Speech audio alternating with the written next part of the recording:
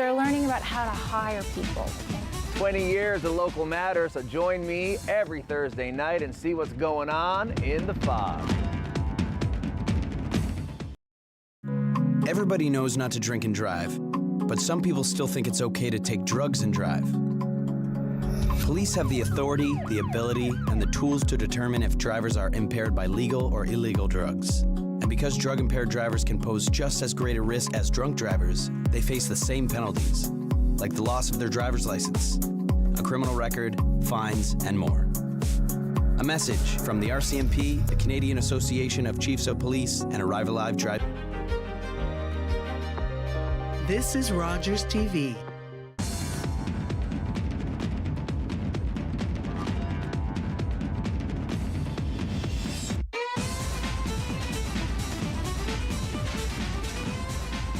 Hello everybody, my name is Jason Piercey and this is Out of the Fog. Says so, right there. See it?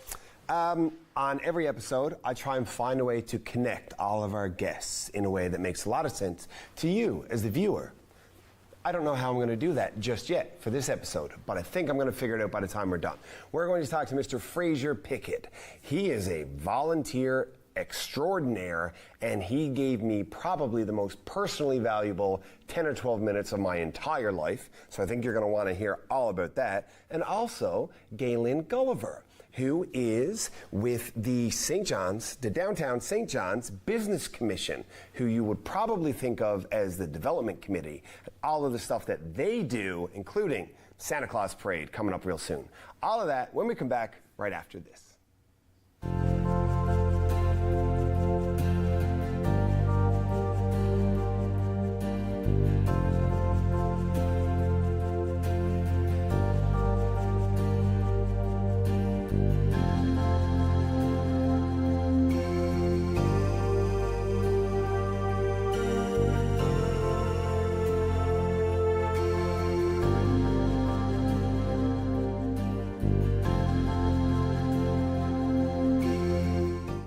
Welcome back to Out of the Fog. I have something that I think is going to be particularly not just interesting, but useful for a lot of people who are watching. Ladies and gentlemen, I would like to introduce you to Mr. Fraser Piccott. Hello, sir.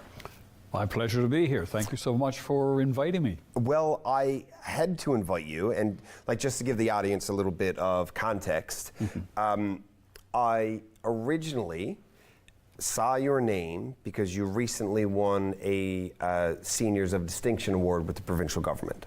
Yes, thank you. So congratulations. Thank you very much. So I reached out to their liaison to get my contact information to yourself and some other winners because I wanted our audience to know that there are their peers, people of their demographic, who are doing good things for other good people, and that's a nice story when at a time when a lot of people aren't having fun. Right. But then you told me about your work with persons with disabilities and some of the information you have about tax credits and registered saving plans, and I was like, okay, this can't wait for me to put together this Seniors of Distinction stuff. Okay. We got to talk about other stuff first because this is urgent. Okay? Exactly. So there's a deadline looming at the end of this year. Yes, there is. And it applies to a savings plan. Let's just, can you give me just sort of the gist of it, and then I'm going to ask some questions, kind of. Okay. Reader's Digest version. Yes. The disability tax credit, every person that has a disability tax credit in our province, of which there are 8,000. But the urgent part of it is that out of those 8,000, there's 350 people will turn age 49 December 31st or by December 31st of this year. If they haven't exercised their rights of opening up or obtaining a registered disability savings plan, they will miss out on monies that's sitting up on the Minister of Finance's desk in Ottawa. It's their money. That amount could be very well up to $10,000 that could go into a retirement fund. So we're saying for those individuals that are out there, those 350, please go over, talk to your bank, talk to your financial advisor, find out about the Registered Disability Savings Plan and exercise your right to that money, because nobody's going to tell you about it if you don't go get it. No, because if it doesn't get claimed, it goes back into the budget of wherever else they can spend it, I guess. Exactly. Well, like I said, on December 31st, when you turn 49, the moment you are 50 years old, that money is no longer eligible for you. It's gone. But up to that point, it is yours. It's earmarked for you because yes. when you apply and are approved for a disability tax credit, yes, that money is set aside for you as a person. Exactly. It's there. And if those 350, and it's an approximate number, 350 people don't, I'll give an example of how important it is, if you like. I did a presentation on this down in Bayvert. The gentleman was 48, turning 49, and what was the point of him coming to the presentation? I'm not going to get anything, am I? He came, I gave the presentation, and to all of your viewers, if they go to www.rdsp.com, Registered Disability Savings Plan.com. You will find what's called a calculator. It's right there on the screen. Put in your particulars. We put in his particulars. He automatically got $10,000 that as soon as he got ready to open up, he was eligible for the $10,000. The provincial government has what's called a provincial incentive program. It's $150, but it doesn't sound like a lot, but that $150 will generate 3 times that amount from the federal government. So all of a sudden he's sitting with $10,600. One time you're allowed to do in that year, you can put in $3,500 if you have the money. He didn't. The community, because he was well known in the community, he had cerebral palsy, the community decided to do a GoFundMe. They raised $3,500 before the deadline. The federal government then put in 3 times that amount. So he's sitting here now with $26,000 in his RDSP before the end of the year. It stays in until he's age 60, of course, when he retires. But he will draw down because of compound interest. Yeah, oh, it's a beautiful, beautiful thing. I wish more people just to teach the world what compounding does to money. It does. So he will draw down approximately $60,000 during his lifetime between age 60 and 80. It represents almost $3,000 per year. $3,000 per year to an individual who doesn't have a lot, to anybody basically. That's a lot of food on the table. It's $250 a month. Exactly. That helps with rent. It helps with so many other expenses. Well, that'll feed you. There you go. Okay, so, all right. So the audience here knows that yes. I was in a motor vehicle accident. Yes. So I am currently in the process of applying for my disability tax credit. Yes. I'm going to apply. Yes. When that's approved, yes. What happens? What do I do, and why should I do it? Step 1, you're applying, which is the best move that in our province right now. We have 31,000 people who have a disability tax credit from birth to whatever age point it might in there, be. yeah. If you look at Stats Canada, and I'm going to give you some numbers, in the province there should be roughly 40-some-odd thousand people. So they're missing 10. So you're one of those 10,000 people that are sitting there, even though you feel you're eligible for it.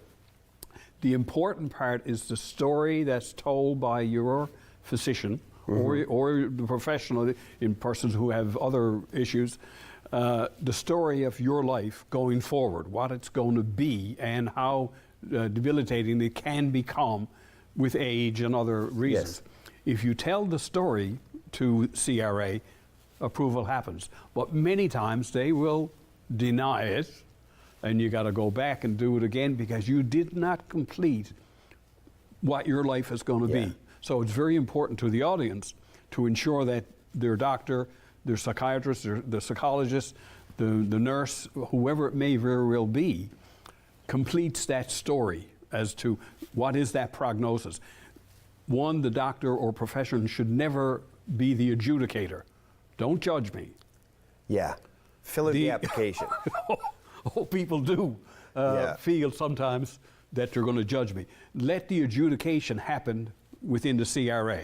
They read it, they have the facts, they know what the prognosis is, then they will make their judgment themselves. Okay, so let's assume, using me as an example, Yes. my disability tax credit is approved. It's Yes. retroactive to the date of my accident, I assume, something That's like correct, that? yes. Okay, and now I'm thinking I'll get like last year's and this year's taxes reassessed or whatever, if that's how that works. But now I'm like, okay, I remember talking to Mr. Piccott, and I need to do this savings plan thing. So what do I do? Well, automatically you go to your financial advisor or the bank, an authorized financial professional. They will advise you, here's the registered disability savings plan. Automatically, the federal government will go back to the time that you had the accident, and if it's, say, let's assume it's 2 years.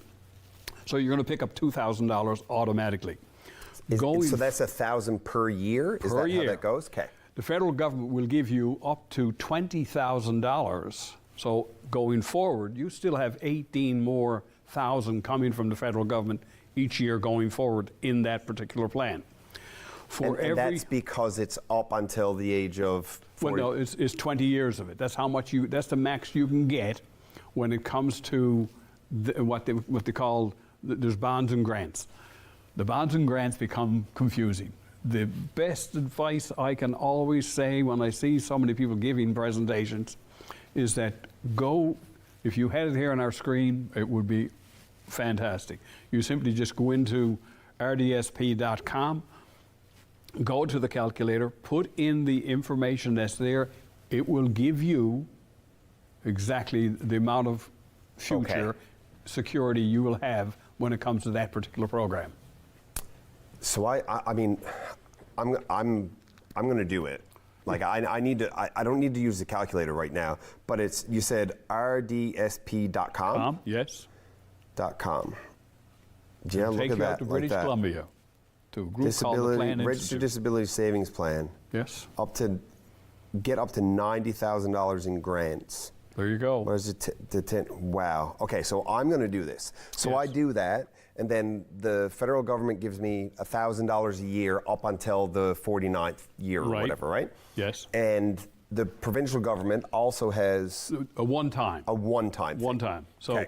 the moment that you get open your RDSP, you send it to Inclusion Canada NL because they administer the program.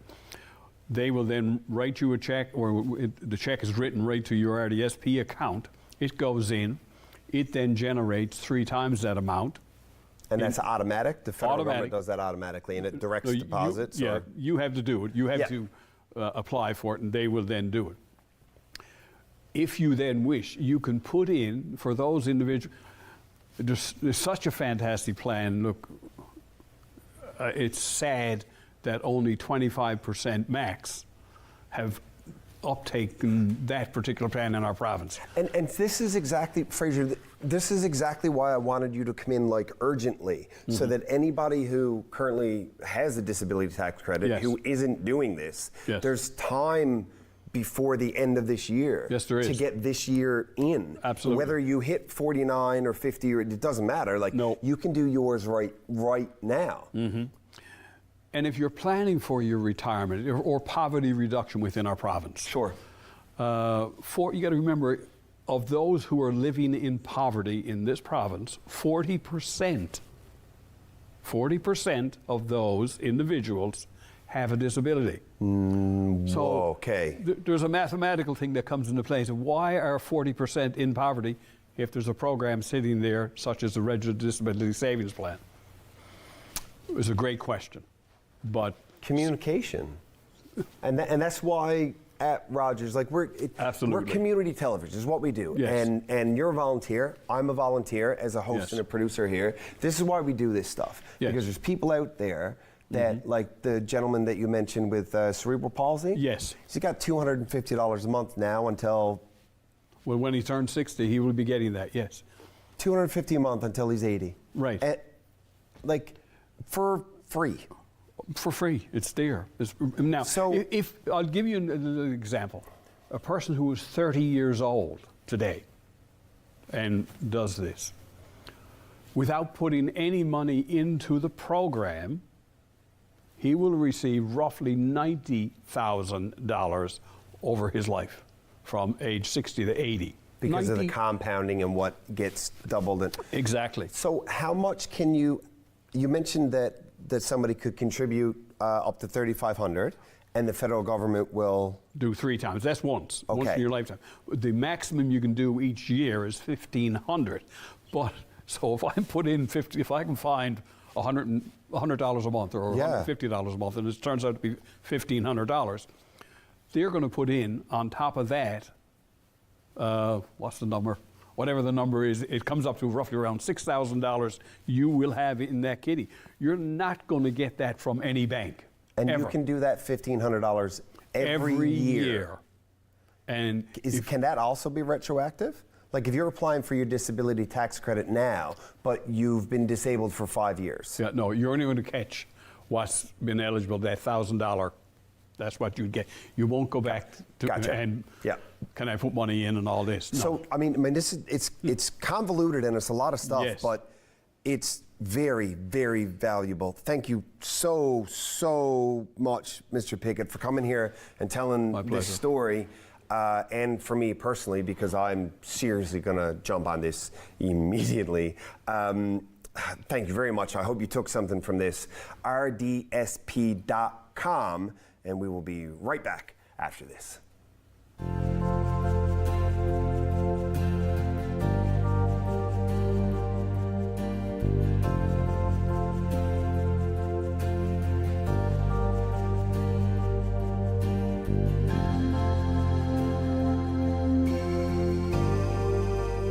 Welcome back to Out of the Fog. We live, at least I think, in a very special place here in the city of St. John's and surrounding areas. And part of what makes it so special is how it feels to be out and about and a member of our community. And there are very few places that I think you get that feeling other than the downtown core of the city of St. John's. This is Gaylynne Gulliver. Hi, Gaylynne. Hi, Jason. You are the media relations and marketing management with the Downtown St. John's Business Commission. That's correct. And my little preamble there is to give people context that they wouldn't necessarily know that to a degree, I'm going to say you, I realize it's obviously not just all you, but you are responsible for some of that warm, fuzzy feeling that people get when they walk downtown, regardless of season, and they don't know it. Yeah, that's correct. Well, Downtown St. John's Business Commission is basically a business improvement area. And what that is exactly is a geographic area on a map. So it's an area with assigned boundaries that was, determined by the city of St. John's way back in the 80s. So if you own a business or property within that area, you pay a special levy to the city of St. John's, who remits it to us. And all these warm and fuzzy things or necessary things, capital improvements, so on and so forth, like events and many other things we can probably get into a little later, that's what we do with the money. We make downtown a better place to live, work, shop, and visit. So you identified it as a levy, which I guess is technically what it's called on there, because that gets paid in with property taxes. That's sort of correct. Okay. Yeah. So it's a property tax kind of, but it sort of makes them. I mean, I don't like the word union, and I don't really like unions in general, kind of. But not that if you're a union member, I'm sorry, that comes from way back when. It's sort of like a due. Well, it is. Because they reap the benefit that other people don't have. That's right. And they have it because of what they pay. That's right. Okay. Yeah. So, given the time of year and how you have dressed yourself, I mean, and you made a joke prior to that this time of year you become the CEO, which is the Chief Elf Officer. The parade CEO. The Chief parade Elf. CEO. Yeah, the Chief and you Elf could Officer. not be more Christmassy dressed here, and I'm just like, oh my goodness, I'm feeling the vibes, and I'm like, this is exactly what I need right now. We're going to talk lots about what's going on in the downtown core for the Christmas season because the parade's coming up, Santa Claus Parade, and that's sort of the kickoff. It is. But before we do that, to give people some context, what other kind of stuff would they have walked by downtown or driven by or attended and been like, oh, that's where that comes from, so they know who you are? Right. So as I said, we're a business improvement area. We're funded by our members who are within that geographic zone. We are a staff of 2, and we have 10 volunteer board directors that come from the downtown business owners who direct the activities over the organization. These activities often include stuff like, let's talk about the fun stuff, Sure. like events, the Downtown Burger Battle, Real Downtown, the Downtown Tax-Free event, Busker Festival, Christmas Parade, So for etc. people who might not know what these things are, so the tax-free event is like all of the shops downtown. It's kind of like when the mall does their Exactly. like their 20% night or whatever. Exactly. Downtown does tax-free. So everybody En masse, here, right. Exactly. On this day, it's tax-free. That's right. So there's so much more traffic. You talked about Real Downtown. Yes. That's cool. That and I don't is know. cool. That's really cool. That is really cool. Believe it or not, we're moving into probably 13 years with Real Downtown, minus our COVID ones that we missed. Wow. It is a super fun experience, and there's something really special It about is that special. event. It's reminiscent of like Drive-thrus. Exactly. So for anybody watching, who Real in this context is spelled R-E-E-L. So it's your old school movie projector reel. So you're downtown, outdoors, watching movies that are projected up on the wall of a building, and it's so, like you said, it's reminiscent of this older time. It is, and it's really fun. We get about 1,000 people a movie that comes out to that. We have different movies all the time. So that's what Real Downtown is. And of course, Buskers is our international performers, so that also happens in the summer. Which is super fun. It is super fun. We get about 20,000 people over 3 days that'll come downtown and partake in that, and Christmas Parade. And there's other many one-off events. Last year we did Summer of the Arts, where we sponsored a lot of different artistic groups to help put some entertainment within the pedestrian mall.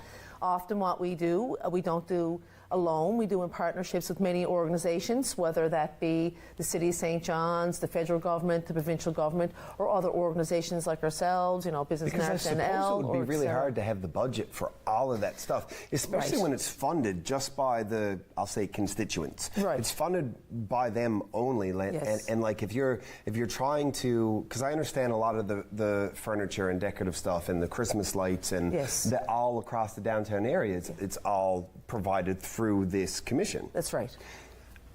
That partnership has got to be important. It is, and often when you're going to put forth programming, or whether that's a capital, works project, for example, all the decorative poles that are on Water Street and new sidewalks and all that sort of stuff, that all comes in concert with partnerships with the city. And sometimes there's federal money that's available for that sort of stuff, and you can leverage a lot more when you partner with organizations that Yeah, we of would course. not be able to alone, and perhaps another organization would not get alone without an organization like us kind of behind it. So we do things like flower pots and banners and decorative poles, and we are a voice for the business that's downtown as and well, you on top create of all of that. warm, fuzzy feeling that I was talking about at the beginning, kind of. So speaking about warm and fuzzy feelings, the magic of Christmas and the magic of Santa Claus and the kickoff of a Christmas season in downtown St. John's. Let's talk about that. Yeah, so I've been at a lot of parades. I've done a lot of Christmas parades now. This is probably my 25th one, and there's something very special about it. There is a magic, and it is the unofficial, some say, but in my mind, it's the official kickoff to the Christmas season. What other event brings 50,000 people together in the heart of downtown St. John's, which is a beautiful, lovely environment to be in anyway. I mean, it's festive. You have beautiful stores, coffee shops, bring your family down, come down and shop. It's probably the second largest event in the province.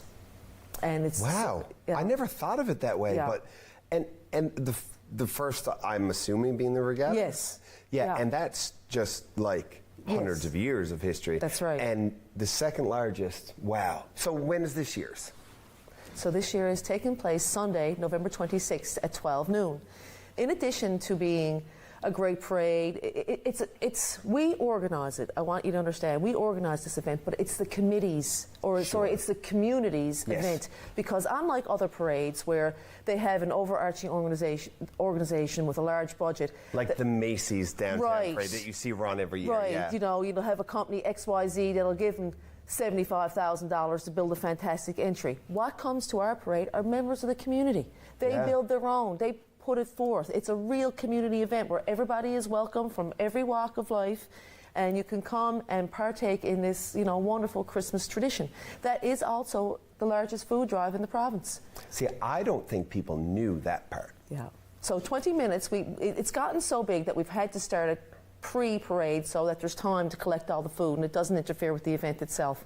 Because just walking up and down, collecting the food indicate for like something that comes by in 20 minutes. And like, how much food are we talking about? We're talking 20,000 pounds of food. Wow. And probably $20,000 collected that goes to the Community Food Sharing Association, which is the food bank of all food banks in the province. It goes what we do affects people all across this province, and that's something that we're pretty proud of. So in addition to being a real fun community event with, you know, lots of nice colorful floats and dancers and bands and cheerleaders and characters, it's also really important with what we do. And well over $1 million we're into now that we've raised, and like well over 1 million pounds of food for the Community Food That's Sharing incredible, Association. Gaylynne. Thank you so much. Thank you for the work that the Business Commission does in downtown St. John's. The only issue I have with any of this is I have never seen the parade CEO float with the chief elf officer on it. I don't know what that's about, but I guess, you know, you're going to need another partner to build that one. Well, I'm too busy. You know, when you're when you're the parade CEO, you don't get to sit on a float and wave at people. You're working and you're making sure everything is running smoothly. I mean, and you know, we're really lucky. We have a team, right from, you know, people at the City of St. John's to people at Eastern Health to the Rovers Ground Search and Rescue, the police, the fire department, that all come together and make this happen. I know it's all true. You're being so humble, and I think that's what makes you good at what you do, amongst other things. Thank you very much for coming out. Thank you. Thank you guys for watching. We'll be right back after this.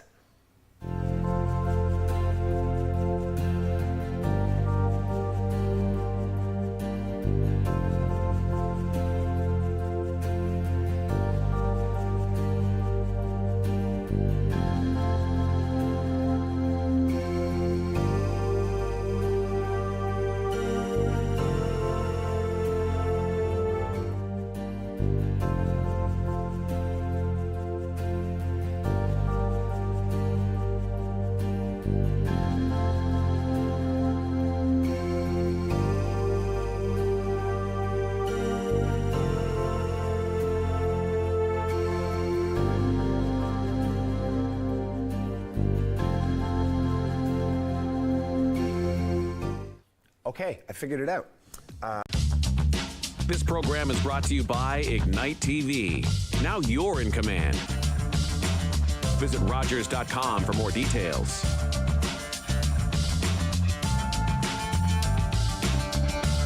If you have a comment about this program, we'd love to hear it. Email or call us, or send us your feedback through social media. I'm Wendell Clark with a word about winning. We all know it takes a team effort in any sport and with any challenge. You can be a part of the winning team